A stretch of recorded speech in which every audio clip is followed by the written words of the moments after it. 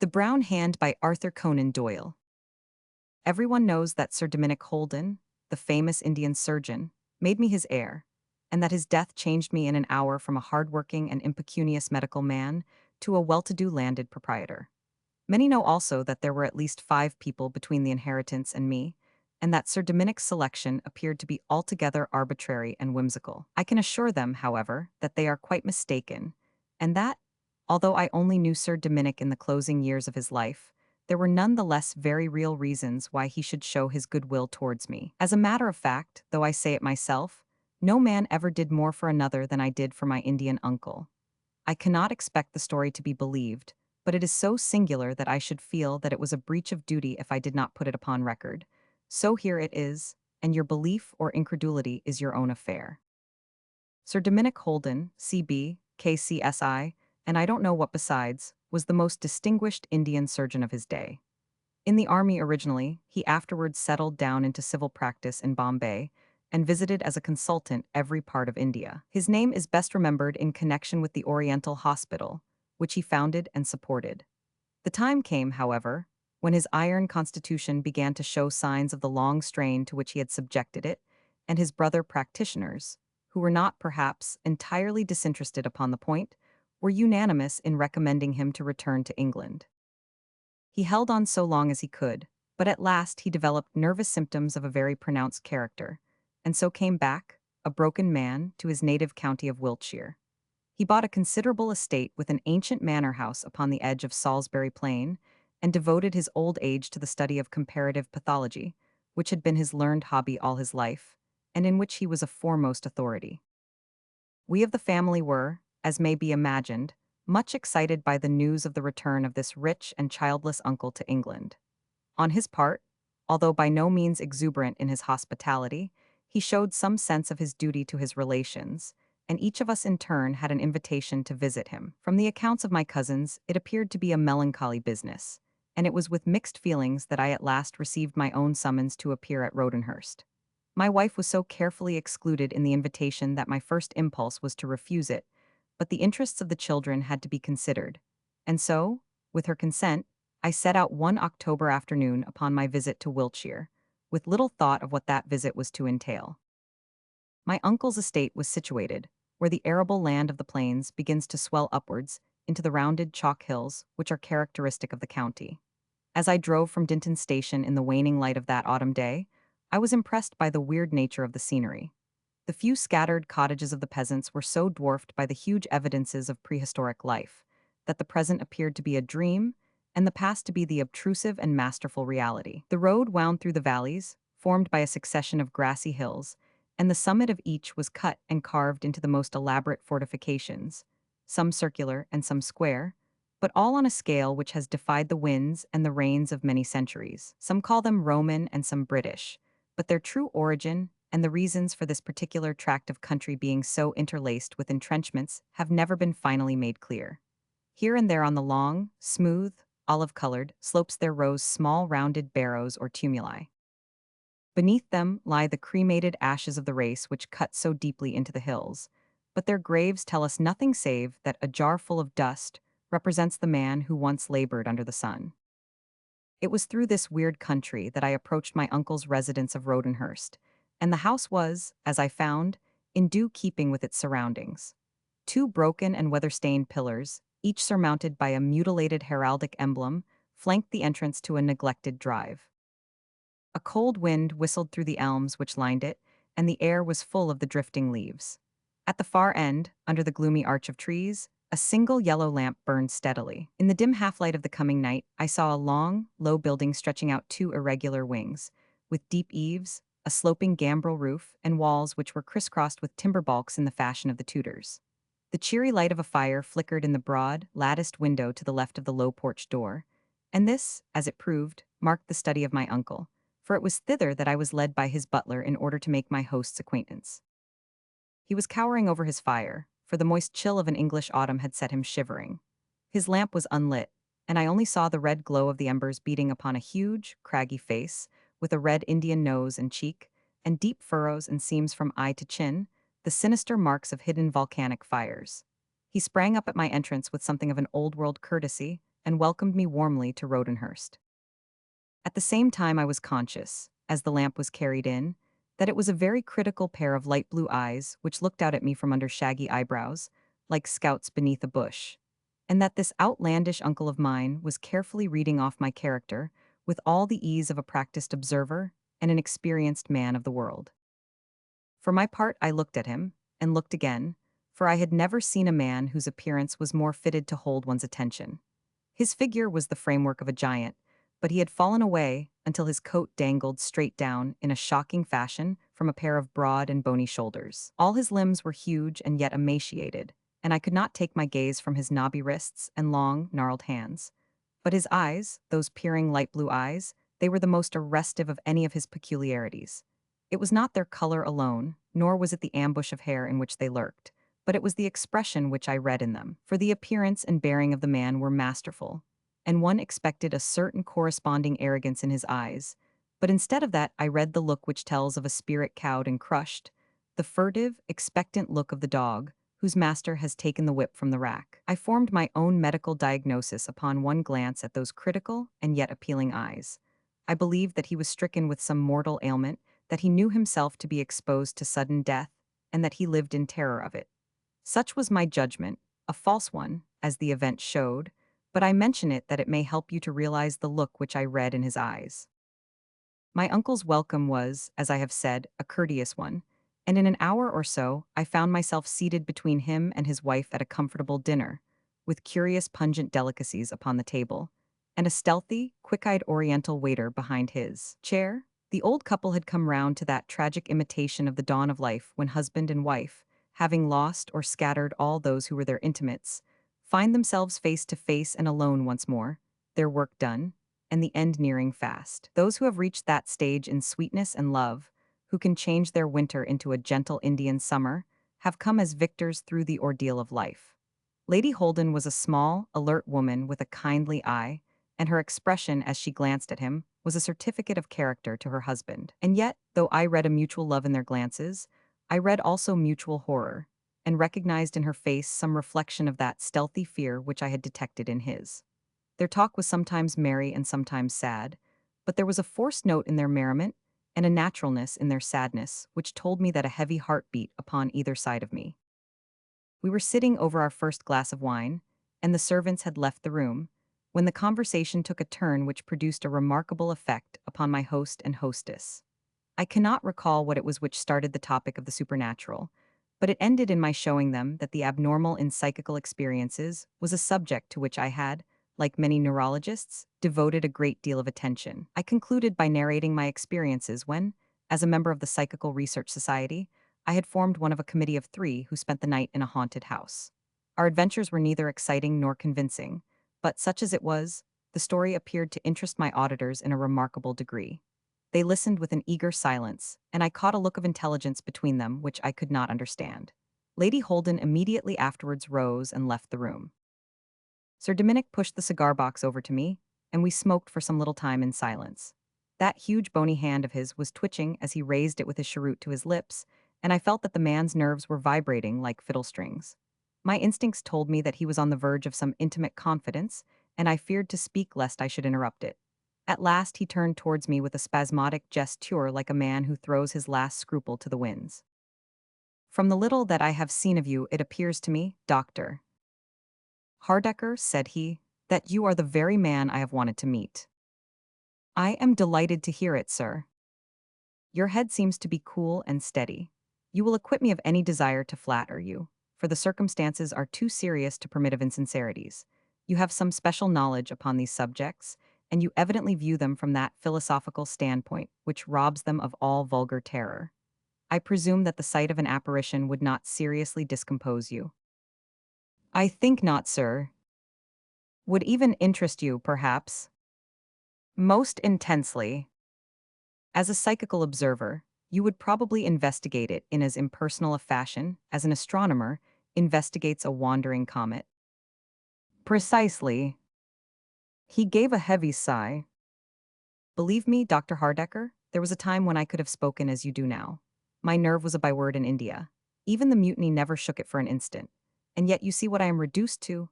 the most timorous man, perhaps, in all this county of Wiltshire. Do not speak too bravely upon this subject, or you may find yourself subjected to as long-drawn a test as I am, a test which can only end in the madhouse or the grave. I waited patiently until he should see fit to go farther in his confidence. His preamble had, I need not say, filled me with interest and expectation. For some years, Dr. Hardecker, he continued, my life and that of my wife have been made miserable by a cause which is so grotesque that it borders upon the ludicrous. And yet familiarity has never made it more easy to bear. On the contrary, as time passes, my nerves become more worn and shattered by the constant attrition. If you have no physical fears, Dr. Hardecker, I should very much value your opinion upon this phenomenon which troubles us so. For what it is worth, my opinion is entirely at your service. May I ask the nature of the phenomenon? I think that your experiences will have a higher evidential value if you are not told in advance what you may expect to encounter. You are yourself aware of the quibbles of unconscious cerebration and subjective impressions with which a scientific skeptic may throw a doubt upon your statement. It would be as well to guard against them in advance. What shall I do then? I will tell you. Would you mind following me this way? He led me out of the dining room and down a long passage until we came to a terminal door. Inside, there was a large bare room fitted as a laboratory, with numerous scientific instruments and bottles. A shelf ran along one side, upon which there stood a long line of glass jars containing pathological and anatomical specimens. You see that I still dabble in some of my old studies, said Sir Dominic. These jars are the remains of what was once a most excellent collection, but unfortunately I lost the greater part of them when my house was burned down in Bombay in '92. It was a most unfortunate affair for me, in more ways than one. I had examples of many rare conditions, and my splenic collection was probably unique. These are the survivors. I glanced over them and saw that they really were of a very great value and rarity from a pathological point of view. Bloated organs, gaping cysts, distorted bones, odious parasites, a singular exhibition of the products of India. There is, as you see, a small settee here, said my host. It was far from our intention to offer a guest so meager an accommodation, but since affairs have taken this turn, it would be a great kindness upon your part if you would consent to spend the night in this apartment. I beg that you will not hesitate to let me know if the idea should be at all repugnant to you. On the contrary, I said, it is most acceptable. My own room is the second on the left, so that, if you should feel that you are in need of company, a call would always bring me to your side. I trust that I shall not be compelled to disturb you. It is unlikely that I shall be asleep. I do not sleep much. Do not hesitate to summon me. And so, with this agreement, we joined Lady Holden in the drawing room and talked of lighter things. It was no affectation upon my part to say that the prospect of my night's adventure was an agreeable one. I had no pretense to greater physical courage than my neighbors, but familiarity with a subject robs it of those vague and undefined terrors which are the most appalling to the imaginative mind. The human brain is capable of only one strong emotion at a time, and if it be filled with curiosity or scientific enthusiasm, there is no room for fear. It is true that I had my uncle's assurance that he had himself originally taken this point of view, but I reflected that the breakdown of his nervous system might be due to his 40 years in India as much as to any psychical experiences which had befallen him. I at least was sound in nerve and brain, and it was with something of the pleasurable thrill of anticipation with which the sportsman takes his position beside the haunt of his game that I shut the laboratory door behind me, and partially undressing, lay down upon the rug-covered settee. It was not an ideal atmosphere for a bedroom. The air was heavy with many chemical odors, that of methylated spirit predominating.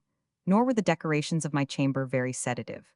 The odious line of glass jars with their relics of disease and suffering stretched in front of my very eyes.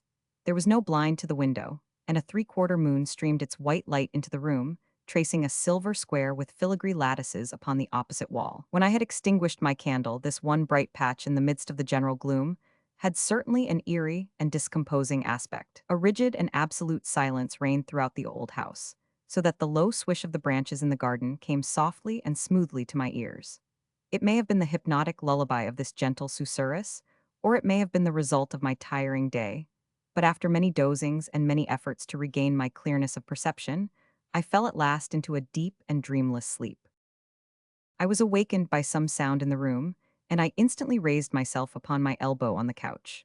Some hours had passed, for the square patch upon the wall had slid downwards and sideways until it lay obliquely at the end of my bed. The rest of the room was in deep shadow. At first I could see nothing. Presently, as my eyes became accustomed to the faint light, I was aware, with a thrill which all my scientific absorption could not entirely prevent, that something was moving slowly along the line of the wall. A gentle, shuffling sound, as of soft slippers, came to my ears, and I dimly discerned a human figure walking stealthily from the direction of the door. As it emerged into the patch of moonlight, I saw very clearly what it was and how it was employed. It was a man, short and squat, dressed in some sort of dark gray gown, which hung straight from his shoulders to his feet. The moon shone upon the side of his face, and I saw that it was chocolate brown in color, with a ball of black hair like a woman's at the back of his head. He walked slowly, and his eyes were cast upwards towards the line of bottles which contained those gruesome remnants of humanity. He seemed to examine each jar with attention, and then to pass on to the next. When he had come to the end of the line, immediately opposite my bed, he stopped, faced me, threw up his hands with a gesture of despair, and vanished from my sight. I have said that he threw up his hands, but I should have said his arms, for as he assumed that attitude of despair, I observed a singular peculiarity about his appearance. He had only one hand. As the sleeves drooped down from the upflung arms, I saw the left plainly, but the right ended in a knobby and unsightly stump. In every other way his appearance was so natural, and I had both seen and heard him so clearly, that I could easily have believed that he was an Indian servant of Sir Dominic's who had come into my room in search of something. It was only his sudden disappearance which suggested anything more sinister to me. As it was, I sprang from my couch, lit a candle, and examined the whole room carefully. There were no signs of my visitor, and I was forced to conclude that there had really been something outside the normal laws of nature in his appearance. I lay awake for the remainder of the night, but nothing else occurred to disturb me. I am an early riser, but my uncle was an even earlier one, for I found him pacing up and down the lawn at the side of the house. He ran towards me in his eagerness when he saw me come out from the door. "Well, well," he cried, "did you see him? An Indian with one hand." "Precisely." "Yes, I saw him, and I told him all that occurred. When I had finished, he led the way into his study. 'We have a little time before breakfast,' said he. 'It will suffice to give you an explanation of this extraordinary affair, so far as I can explain that which is essentially inexplicable. In the first place, when I tell you that for 4 years I have never passed one single night, either in Bombay, aboard ship, or here in England without my sleep being broken by this fellow, you will understand why it is that I am a wreck of my former self. His program is always the same. He appears by my bedside, shakes me roughly by the shoulder, passes from my room into the laboratory, walks slowly along the line of my bottles, and then vanishes. For more than 1,000 times he has gone through the same routine. What does he want? He wants his hand. His hand. Yes, it came about in this way. I was summoned to Peshawar for a consultation some 10 years ago, and while there, I was asked to look at the hand of a native who was passing through with an Afghan caravan. The fellow came from some mountain tribe living away at the back of beyond, somewhere on the other side of Kafiristan. He talked a bastard Pushtu, and it was all I could do to understand him. He was suffering from a soft sarcomatous swelling of one of the metacarpal joints, and I made him realize that it was only by losing his hand that he could hope to save his life. After much persuasion, he consented to the operation, and he asked me, when it was over, what fee I demanded. The poor fellow was almost a beggar, so that the idea of a fee was absurd, but I answered in jest that my fee should be his hand, and that I proposed to add it to my pathological collection. To my surprise, he demurred very much to the suggestion, and he explained that according to his religion, it was an all-important matter that the body should be reunited after death, and so make a perfect dwelling for the spirit. The belief is, of course, an old one, and the mummies of the Egyptians arose from an analogous superstition. I answered him that his hand was already off, and asked him how he intended to preserve it. He replied that he would pickle it in salt and carry it about with him. I suggested that it might be safer in my keeping than his, and that I had better means than salt for preserving it. On realizing that I really intended to carefully keep it, his opposition vanished instantly. "But remember, Sahib," said he, "I shall want it back when I am dead." I laughed at the remark, and so the matter ended. I returned to my practice, and he no doubt in the course of time was able to continue his journey to Afghanistan. Well, as I told you last night, I had a bad fire in my house at Bombay. Half of it was burned down, and, among other things, my pathological collection was largely destroyed. What you see are the poor remains of it. The hand of the hillman went with the rest, but I gave the matter no particular thought at the time. That was 6 years ago. 4 years ago, 2 years after the fire, I was awakened one night by a furious tugging at my sleeve. I sat up under the impression that my favorite mastiff was trying to arouse me. Instead of this, I saw my Indian patient of long ago, dressed in the long gray gown which was the badge of his people. He was holding up his stump and looking reproachfully at me. He then went over to my bottles, which at that time I kept in my room, and he examined them carefully, after which he gave a gesture of anger and vanished. I realized that he had just died, and that he had come to claim my promise that I should keep his limb in safety for him. Well, there you have it all, Dr. Hardecker. Every night at the same hour for 4 years this performance has been repeated. It is a simple thing in itself, but it has worn me out like water dropping on a stone. It has brought a vile insomnia with it, for I cannot sleep now for the expectation of his coming. It has poisoned my old age and that of my wife, who has been the sharer in this great trouble. But there is the breakfast gong, and she will be waiting impatiently to know how it fared with you last night. We are both much indebted to you for your gallantry, for it takes something from the weight of our misfortune when we share it, even for a single night, with a friend, and it reassures us as to our sanity, which we are sometimes driven to question. This was the curious narrative which Sir Dominic confided to me, a story which to many would have appeared to be a grotesque impossibility, but which, after my experience of the night before and my previous knowledge of such things, I was prepared to accept as an absolute fact. I thought deeply over the matter, and brought the whole range of my reading and experience to bear upon it. After breakfast, I surprised my host and hostess by announcing that I was returning to London by the next train. "My dear doctor," cried Sir Dominic in great distress, "you make me feel that I have been guilty of a gross breach of hospitality in intruding this unfortunate matter upon you. I should have borne my own burden." "It is, indeed, that matter which is taking me to London," I answered. "But you are mistaken, I assure you, if you think that my experience of last night was an unpleasant one to me. On the contrary, I am about to ask your permission to return in the evening and spend one more night in your laboratory. I am very eager to see this visitor once again." My uncle was exceedingly anxious to know what I was about to do, but my fears of raising false hopes prevented me from telling him. I was back in my own consulting room a little after luncheon, and was confirming my memory of a passage in a recent book upon occultism which had arrested my attention when I had read it. "In the case of earthbound spirits," said my authority, "some one dominant idea obsessing them at the hour of death is sufficient to hold them in this material world. They are the amphibia of this life and of the next, capable of passing from one to the other as the turtle passes from land to water. The causes which may bind a soul so strongly to a life which its body has abandoned are any violent emotion. Avarice, revenge, anxiety, love, and pity have all been known to have this effect. As a rule, it springs from some unfulfilled wish, and when the wish has been fulfilled, the material bond relaxes. There are many cases upon record which show the singular persistence of these visitors, and also their disappearance when their wishes have been fulfilled, or in some cases when a reasonable compromise has been effected." A reasonable compromise effected. Those were the words which I had brooded over all the morning, and which I now verified in the original. No actual atonement could be made here, but a reasonable compromise. I made my way as fast as a train could take me to the Shadwell Seamen's Hospital, where my old friend Jack Hewitt was house surgeon. Without explaining the situation, I made him understand what it was that I wanted. "A brown man's hand," said he in amazement. "What in the world do you want that for?" "Never mind, I'll tell you some day. I know that your wards are full of Indians." "I should think so, but a hand—" He thought a little and then struck a bell.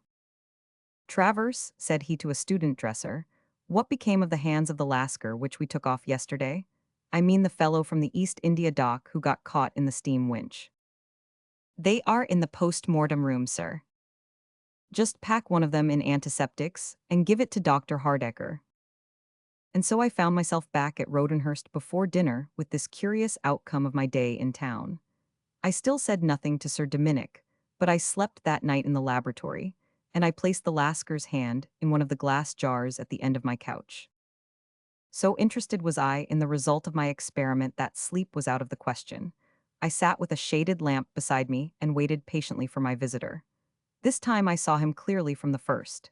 He appeared beside the door, nebulous for an instant, and then hardening into as distinct an outline as any living man. The slippers beneath his gray gown were red and heelless, which accounted for the low, shuffling sound which he made as he walked. As on the previous night, he passed slowly along the line of bottles until he paused before that which contained the hand. He reached up to it, his whole figure quivering with expectation, took it down, examined it eagerly, and then, with a face which was convulsed with disappointment, he hurled it down on the floor. There was a crash which resounded through the house, and when I looked up, the mutilated Indian had disappeared. A moment later, my door flew open, and Sir Dominic rushed in. "You are not hurt," he cried. "No, but deeply disappointed." He looked in astonishment at the splinters of glass and the brown hand lying upon the floor. "Good God," he cried, "what is this?" I told him my idea and its wretched sequel. He listened intently but shook his head. "It was well thought of," said he, "but I fear that there is no such easy end to my sufferings.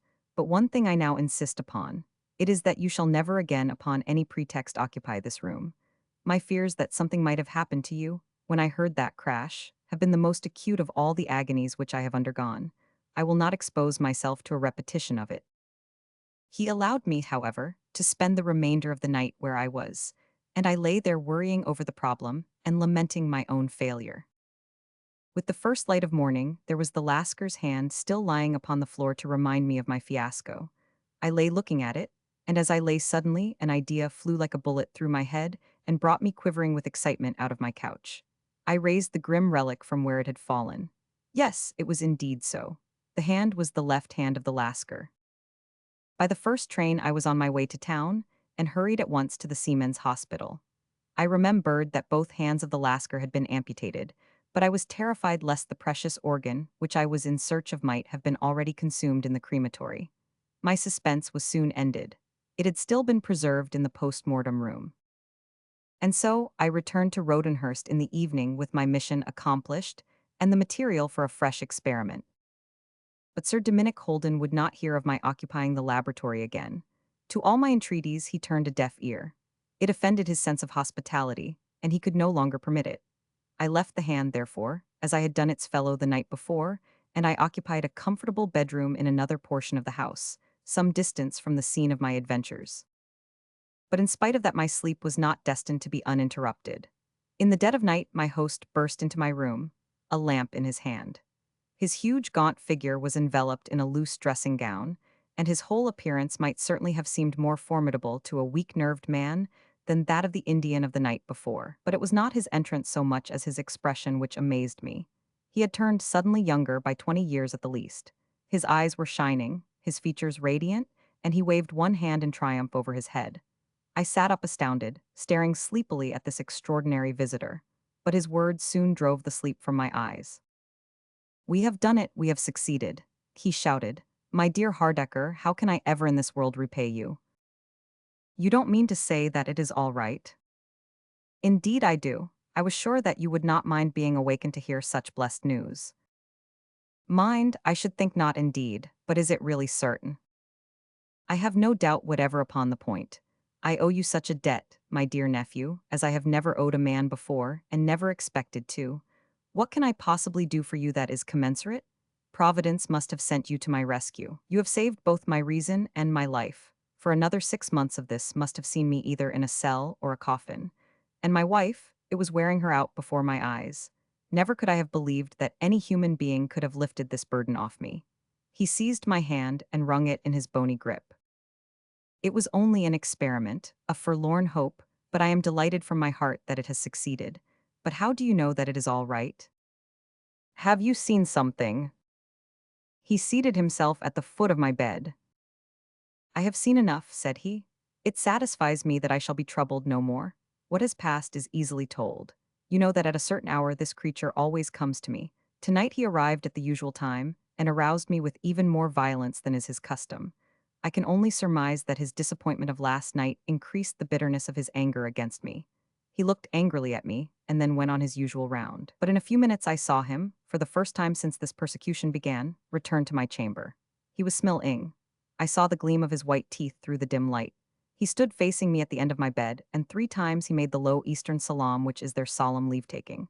And the third time that he bowed, he raised his arms over his head, and I saw his 2 hands outstretched in the air. So he vanished, and, as I believe, forever. So that is the curious experience which won me the affection and the gratitude of my celebrated uncle, the famous Indian surgeon. His anticipations were realized, and never again was he disturbed by the visits of the restless hillman in search of his lost member.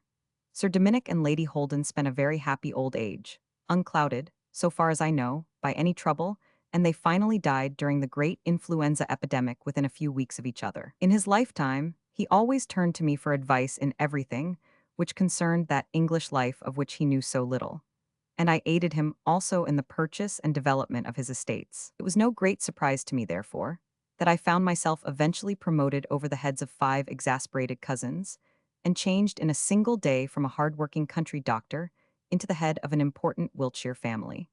I at least have reason to bless the memory of the man with the brown hand, and the day when I was fortunate enough to relieve Rodenhurst of his unwelcome presence.